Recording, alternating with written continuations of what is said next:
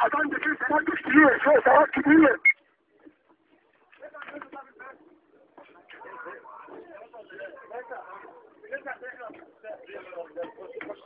جاتك شريط عادل بيتي اصابات عند سباقين احمد عموله وعند العميد جلال علي. سيارات هيئه اساسيه دعم النمر هيئه اساسيه اطلقت عيار آلي، اطلقت نيران آلي على المجندين وفي اصابات كتير عندنا.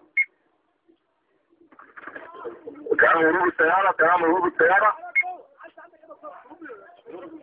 يا فندم السياره هربت يا جلال بيه.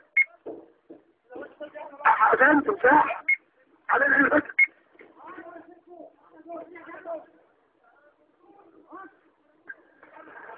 يا شريف بيه نحاول نأمن نفسينا، نحاول نأمن نفسينا يا شريف بيه. طب استفدت فانت تطلع لي كلام تطلع عقيد احمد نقل المجندين بسيارات ومعلومات تفادم اي سيارات موجوده نقل المجندين فيها على المستشفى على وجه السرعه، سيارات الاسعاف رافضه انها تتحرك ومرفق الاسعاف كيختار النجده. اي عرضات عن السياده تخلي فيها المجندين يطلع على المستشفى مصر عيني يكون فرنساوي.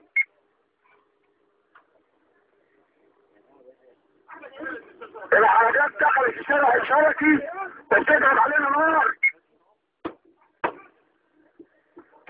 طب جاي يختار سيادتك فندم ست العميد عادل التعليمات ايه يا فندم بالنسبه له يتم التعامل مع السيارات ولا ايه يا فندم؟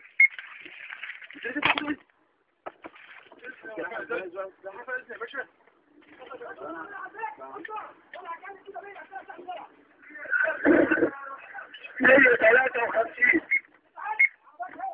بيتم التعامل مع السيارة بالغالي، بيتم التعامل بالسيارة بالغالي. طبعا عادي ايه السيارة بتضرب ايه داخل شارع الملكي وبتضرب عقلات ايه تعليمات ايه فاتت بالنسبة لها؟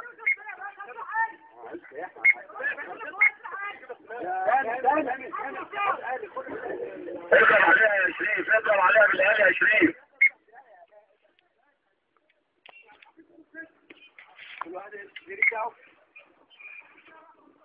153 عامل الفجر من تتعبيك يا عالي تتعبيك احمد عموله في حاله وجود سلاح آلي مع سيادتك بالتشكيلات يتم التعامل مع السياره يا فندم، يتم التعامل مع السياره الآلي.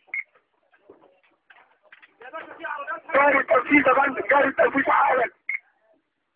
مع الشكر يا فندم، شكرا. يا احمد بيه لو معاك سلاح آلي اتعامل مع العربيه، اتعامل مع العربيه.